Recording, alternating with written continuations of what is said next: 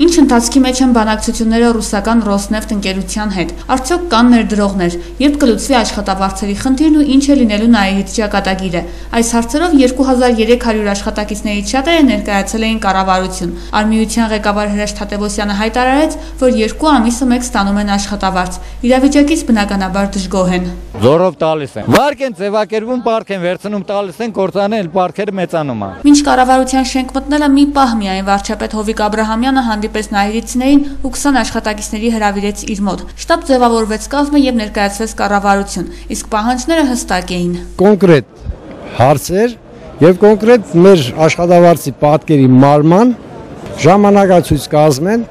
Մարդիկ մուրացկանի նման եկել են ստեղ, իրանց աշխատած փողն են ուզում ստանան։ Ինչքանով է դա ճիշտ, ինչ մեղք ունեն այս մարդիկ։ 20 հոկանոց խումբը գործարանի արմիության նախագահ Հրաշ Թադևոսյանի ղեկավարությամբ ներկայացավ վարչապետին։ Բանակցությունները տևեցին մոտ 1 ժամ։ Վարչապետի հետ հանդիպումից հետո Հրաշ Թադևոսյանը հայտարարեց. Մինչև օգոստոսի վերջը կառավարությանը մենք չենք անհանգստացնում։ Օգոստոսի վերջին էլի մի 20 մարդ վարչապետը ընդունելու է մեզ։ Եկող շաբաթ մի աշխատավարձի հարց է լուծվելու։ 50,000 փոստացող համար միանց աշխատավարձ ի՞նչ կբավարարի։ Հարցը մեկ օրում չէր լուծվելու, հետևաբար պատասխանը բավարարել է իրենց, հայտարարեց Հրաչ Թադևոսյանը հարց ուղղելով։ Մենք եկել էինք այն հույսով, որ ասելու են վաղը Նաիրիտն աշխատում, հա։